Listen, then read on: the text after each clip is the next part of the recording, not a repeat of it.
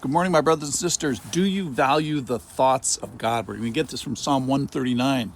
We've been in Psalm 139. It's kind of a long psalm with beautiful things in there. First it asks, is God too close for comfort? Yes, he is. You've searched me and you know me, and I kind of squirm about it. And then, where did all my parts come from? You formed my inward parts. Remember, God was pro-life when the concept of your existence came up. And your form was established and your value was established long before you were knitted together.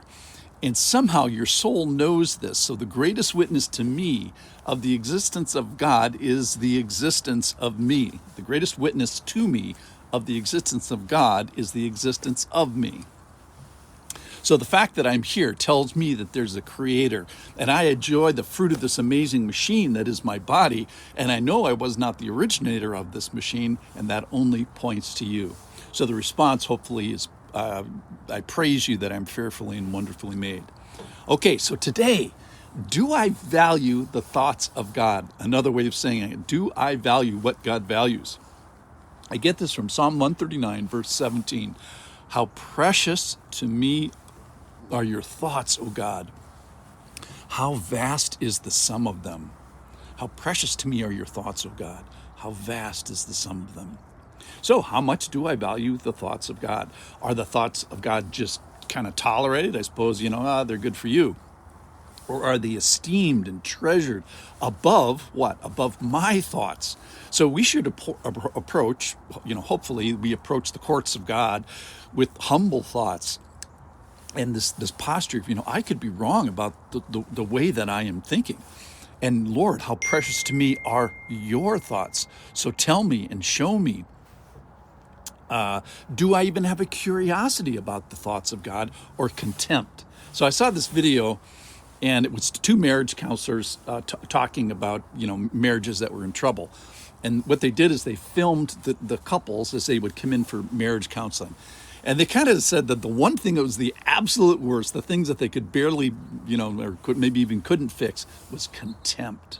One person having contempt for the thoughts that were being expressed by the other. And they actually had this like physical, smirk where one person would be talking, the other person would be contempting. So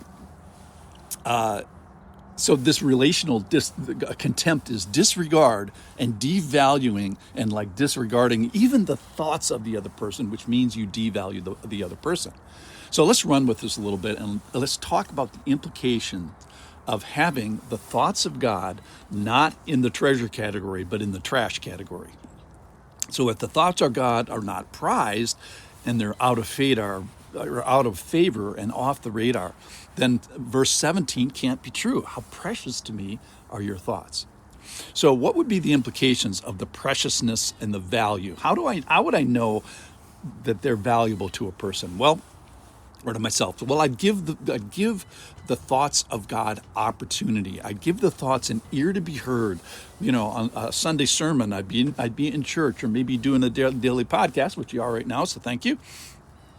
And then I'd give them like real estate in the battle of time. So our calendar could be used to assess the value that you have for the word.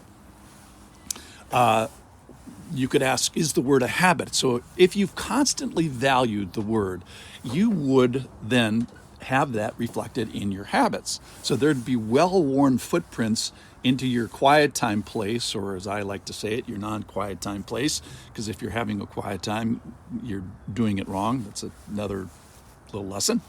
But let me say the opposite. If you perhaps, at the call of this idea, want to value the word, and you say, yeah, you're right, I should be cherishing the word more, and your goal is to make it your prize, then I would say act like it is already your prize. That is, do the behaviors as if it were a prize already, and then it will become your prize. All right, so make esteeming the word of God your habit, and then it will become your pearl. So walk the patterns first, and the trophy that you get is the result of it, which is having the thoughts of God be precious. So I know I love my own thoughts already, and perhaps, Lord, I can give you a toehold, and then another toehold, and then another toehold, and then wear those paths in habits. All right, so let's conclude today by making an assessment of gauging your enthusiasm for the thoughts of God. And let's appraise what value you give them by asking, what do you trade that is of value for what you want to value? So that would be effort and study and time and habits, part of your calendar, your prayer. Your prayer should be founded on the Word. If you cut my prayer life, it bleeds the Word.